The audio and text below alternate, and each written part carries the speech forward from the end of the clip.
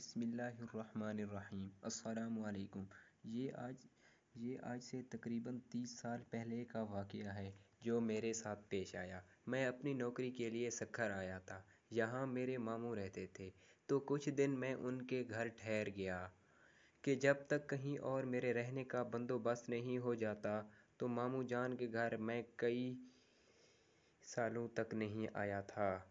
بچپن میں کبھی ماں جان کے ساتھ آیا کرتا تھا کہ ابھی کچھ ہی دن گزرے تھے، نئی نوکری کی الجھن تھی، اس لیے میں بھی مصروف تھا اور دماغی طور پر بھی نفسیاتی مسائل کا شکار تھا۔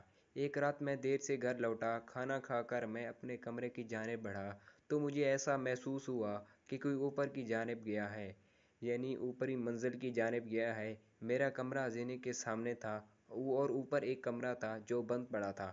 ماموں نے مجھے پہلے ہی دن سے وہاں جانے سے منع کیا تھا اور اس کے ساتھ کوئی وجوہات نہیں بتائی تھیں۔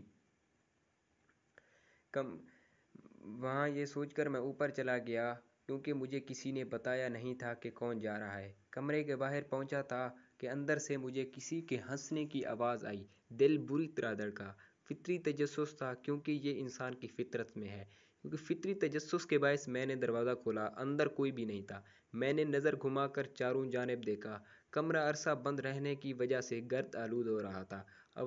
آوازوں کو اپنا وہم جان کر میں پلٹنے ہی لگا تھا کہ میری ممانی نے مجھے پیچھے سے پکارا۔ یوں ہی انہوں نے پکارا تو میں نے چونک کر دیکھا، یعنی حیرت زدہ ہو کر میں نے مامی کی طرف دیکھا۔ مجھے حیرت بھی ہوئی کہ وہ کبھی سیڑھیاں نہیں چڑھتی تھی، پھر اوپر کیسے آ گئی؟ مگر انہوں نے کہا کہ مجھے اوپر آتے دیکھا تو میرے پیچھے چلی آئیں۔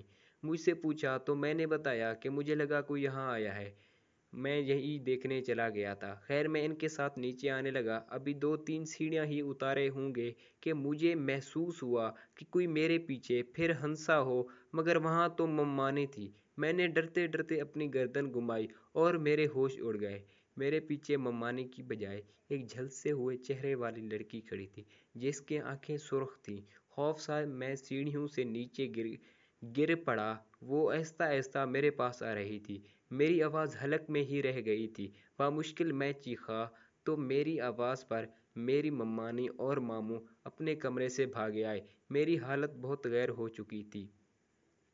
میں نیم بیہوشی میں تھا، مگر مجھے وہ لڑکی اپنے سامنے محسوس ہو رہی تھی، یعنی کہ وہ ابھی تک بھی میرے سامنے کھڑی ہوئی لگ رہی تھی۔